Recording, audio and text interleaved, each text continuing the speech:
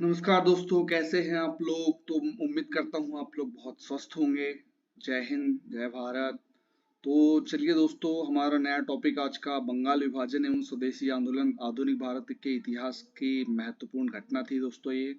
और ये घटित हुई थी सन दोस्तों 1905 में। तो इसकी कोई पृष्ठभूमि है दोस्तों, तो सबसे पहले हम इसकी पृष्ठभूमि को देखेंगे कि पृष्ठभूमि कैसी थी इसकी, कैसे बंगाल विभाजन हुआ, कैसे फिर स्वदेशी आंदोलन हुआ और आगे चल के बंगाल विभाजन रद्द भी हुआ दोस्तों। तो इसे हम दोस्तों दो पार्ट में बांटकर पढ़ेंगे। तो चलिए दोस्तों शुरू करते हैं। तो आपको पता होगा दोस्तों कि राष्ट्रीय आंदोलन चालू हो गया था, क्योंकि कांग्रेस की स्थापना हो चुकी थी 1885 में। तो राष्ट्रीय आंदोलन में क्या हुआ था दोस्तों, 20वीं सदी का उदय बंगाल विभाजन एवं स्वदेशी आंदोलन के उदय से जुड़ा हुआ है। क्योंकि दोस्तों जैसे ही 20वीं सदी की शुरुआत हुई तो उस समय जो है वायसराय थे हमारे लॉर्ड कर्जन साहब। तो इस समय क्या हुआ था दोस्तों कि भारत में राष्ट्रीय चेतना विकसित होती जा रही थी। इस भारतीय राष्ट्रीय चेतना का केंद्र बिंदु बंगाल था, क्योंकि बंगाल में दोस्तों राष्ट्रीय चेतना अपने चरम पर थी उस समय। क्योंकि वहां पर जो है दोस्तों राष्ट्रीय आंदोलन के कुछ प्रणेता भी हुए, जिनका हम आगे नाम देखेंगे दोस्तों। अतः तत्कालीन वायसराय लॉर्ड कर्जन को यह ज्ञात था कि अविभाजित बंगाल एक बड़ी ताकत है। क्योंकि दोस्तों उस समय में जो हमारा वर्तमान में बांग्लादेश है और जो अभी भारत में स्थित पश्चिम बंगाल है दोस्तों, ये दोनों क्षेत्र एक ही थे। आपका जो असम वाला क्षेत्र है दोस्तों, ये भी एक ही था। ठीक है दोस्तों। तो इतना बड़ा क्षेत्र बंगाल क्षेत्र में आता था, तो ये अविभाजित बंगाल था दोस्तों।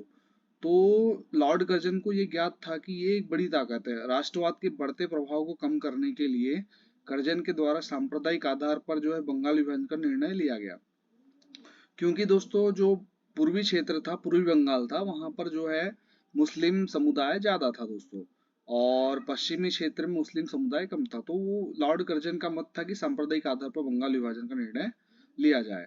तो इससे हम देखते हैं, चलिए दोस्तों आगे चलते हैं। तो इस समय बंगाल की आबादी लगभग लगभग 7 करोड़ 85 लाख थी दोस्तों। गुलाम भारत की कुल आबादी का लगभग एक चौथाई। तो हमारा जो गुलाम भारत था दोस्तों, उसकी कुल आबादी का एक चौथाई लगभग लगभग, यानी मान के चलिए आप 32 करोड़ जनसंख्या रही होगी कुल भारत की, जिसमें से बंगाल की आबादी कितनी थी, 7 करोड़ 85 लाख दोस्तों। उड़ीसा और बिहार भी इसी राज्य के हिस्से थे दोस्तों बंगाल की। आपको पता होगा कि अंग्रेज जब आए तो उन्होंने जो है उड़ीसा और बिहार को भी इसी राज्य में शामिल कर लिया था। असम 1874 में ही इससे अलग हो गया था दोस्तों। तो असम भी दोस्तों बंगाल से 1874 में अलग हो चुका था। तो इस संबंध में जो है लॉर्ड कर्जन का मत क्या था, क्योंकि उस समय वायसराय कौन थे दोस्तों, लॉर्ड कर्जन साहब। तो इनका मत था बंगाल विभाजन के संबंध में, तत्कालीन वायसराय लॉर्ड कर्जन के अनुसार अविभाजित बंगाल, जिसमें बिहार व उड़ीसा भी शामिल थे दोस्तों, काफी विस्तृत था, यानी काफी बहुत बड़ा क्षेत्र था ये। और अकेला लेफ्टिनेंट गवर्नर, वहां पर लेफ्टिनेंट गवर्नर की नियुक्ति की जाती थी दोस्तों। उसका प्रशासन भली भांति नहीं चला पाता था।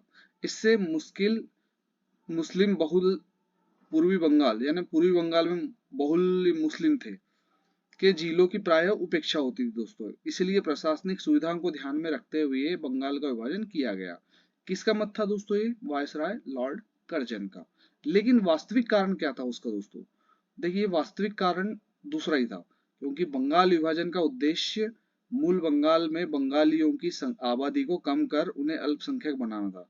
क्योंकि दोस्तों आपको पता था कि पूर्वी बंगाल में मुस्लिम धर्म के लोग ज्यादा निवास करते थे, और जो मूल बंगाल है, मूल बंगाल में बंगालियों की आबादी को कम कर उन्हें अल्पसंख्यक बनाना था। किसका उद्देश्य, बंगाल विभाजन का उद्देश्य। लेकिन इसके विपरीत जो है लॉर्ड कर्जन ने अलग मत दिया था। लेकिन वास्तविक कारण क्या था दोस्तों, कि मूल बंगाल में बंगालियों की आबादी को कम कर उन्हें अल्पसंख्यक बनाना था, जिससे जो है तत्कालीन समय में बंगाल राष्ट्रवाद का प्रमुख केंद्र था। अतः बंगाल को विभाजित कर राष्ट्रवाद को कमजोर करना ही इस विभाजन का वास्तविक कारण था दोस्तों। क्योंकि अगर राष्ट्रवाद को कमजोर करना है तो बंगाल का विभाजन करना अनिवार्य था दोस्तों। तो ये था वास्तविक कारण। अब देखिए दोस्तों, ये तो रहे दो मत। अब देखते इसका घोषणा कैसे हुई। तो बंगाल विभाजन की घोषणा दोस्तों, तो 1905 में जो है 20 जुलाई 1905 को लॉर्ड कर्जन के द्वारा बंगाल विभाजन की घोषणा कर दी गई दोस्तों। तो क्या हुआ, 20 जुलाई के दिन वायसराय लॉर्ड कर्जन के द्वारा बंगाल विभाजन की घोषणा कर दी गई कि बंगाल को जो है दो भागों में विभाजित किया जाएगा, पूर्वी बंगाल और पश्चिम बंगाल। अब स्वदेशी आंदोलन की घोषणा, तो देखिए दोस्तों, इतनी बड़ी जब घोषणा हुई वायसराय कर्जन के द्वारा, तो स्वदेशी आंदोलन की घोषणा हो गई उस समय, क्योंकि राष्ट्रीय आंदोलन के कुछ नेताओं ने जो है स्वदेशी आंदोलन, जैसे कांग्रेस थी उस समय में, तो कांग्रेस जो है राष्ट्रीय आंदोलन का नेतृत्व कर रही थी, तो उन्होंने जो है स्वदेशी आंदोलन की घोषणा कर दी। इस बंगाल विभाजन की घोषणा के विरोध स्वरूप, देखिए दोस्तों, बंगाल विभाजन की घोषणा कब हुई? 20 जुलाई 1905 में। लेकिन इसके विरोध स्वरूप जो है दोस्तों, 7 अगस्त 1905 ईस्वी में कलकत्ता के टाउन हॉल की ऐतिहासिक बैठक में स्वदेशी आंदोलन की घोषणा की गई और बहिष्कार का प्रस्ताव पारित किया। किसके द्वारा? कांग्रेस के द्वारा, क्योंकि उस समय राष्ट्रीय आंदोलन का नेतृत्व तो प्रमुख रूप से कांग्रेस ही कर रही थी दोस्तों। तो उन्होंने 7 अगस्त 1905 को कलकत्ता में एक बैठक की टाउन हॉल में, और इसमें स्वदेशी आंदोलन की घोषणा की गई और बहिष्कार का प्रस्ताव पारित किया गया दोस्तों। तो चलिए आगे दोस्त देखते हैं, तो स्वदेशी आंदोलन का विस्तार कैसे हुआ दोस्तों, चलिए देखते हैं। तो इस समय में प्रमुख नेता कौन थे कांग्रेस के? सुरेंद्रनाथ बनर्जी, कृष्ण कुमार मित्र, पृथ्वी चंद्र रॉय जैसे बंगाल के प्रमुख नेताओं ने बंगाली, हितवादी एवं संजीवनी, संजीवनी किसकी पुस्तक थी दोस्तों? तो संजीवनी थी कृष्ण कुमार मित्र की, जैसे अखबारों द्वारा जो है विभाजन का विरोध किया गया। तो इस बंगाल विभाजन का विरोध जो है इन्होंने अखबारों के द्वारा किया दोस्तों। किसने? सुरेंद्रनाथ बनर्जी, कृष्ण कुमार मित्र और पृथ्वी चंद्र राय द्वारा। ये बंगाल के प्रमुख नेता थे। तो अपने अपने अखबारों को इन्होंने प्रदर्शित किया, जिससे बंगाल विभाजन का विरोध हुआ। तो बंगाल स्वदेशी आंदोलन में कुछ कार्यक्रम निर्धारित किए गए इन नेताओं द्वारा। वो देखते हैं कार्यक्रम कौन कौन से थे दोस्तों। तो इसमें क्या करना, कार्यक्रम निर्धारित किए गए इन नेताओं ने कि विदेशी वस्तुओं का बहिष्कार करना है, सरकारी स्कूलों का भी क्या करना है दोस्तों? बहिष्कार करना है, अदालतों का भी क्या करना है दोस्तों? बहिष्कार करना है, नौकरियों का भी क्या दोस्तों? बहिष्कार करना है, उपाधियों आदि का भी क्या करना है दोस्तों? बहिष्कार करना है। क्योंकि इस समय में ब्रिटिश वस्तुएं भारी मात्रा में जो है हमारे देश में आ गई थी, सरकारी स्कूलों में भी जो है इंग्लिश की शिक्षा दी जा रही थी। और प्रोत्साहन किसको देना है दोस्तों?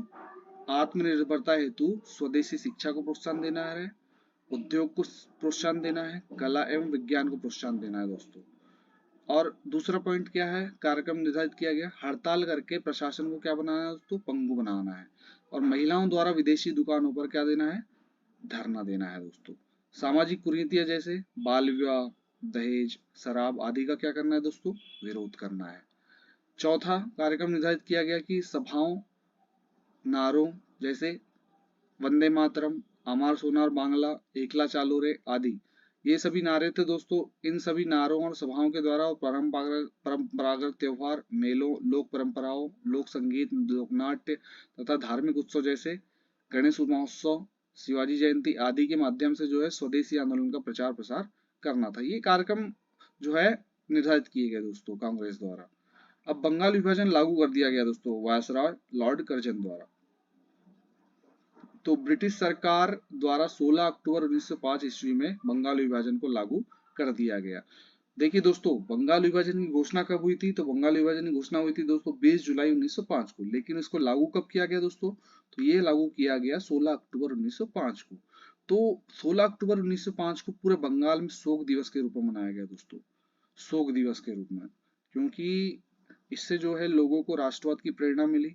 लोगों ने एक दूसरे के हाथों पर राखियां बांधकर एकता प्रदर्शित की दोस्तों। तो ये थी जो है दोस्तों बंगाल विभाजन लागू कैसे हुआ, और बंगाल विभाजन के साथ साथ स्वदेशी आंदोलन कैसे स्टार्ट हुआ। तो इसका हमने देखे दोस्तों, स्वदेशी आंदोलन कुछ कार्यक्रम देखे और इसका कुछ प्रसार देखे। तो नेक्स्ट लेक्चर में हम देखेंगे दोस्तों इसका स्वदेशी आंदोलन का प्रसार कैसे हुआ और स्वदेशी आंदोलन की समाप्ति कैसे हुई और इसका मूल्यांकन कैसा है। चलिए दोस्तों, मिलते हैं नेक्स्ट लेक्चर में। बहुत बहुत धन्यवाद।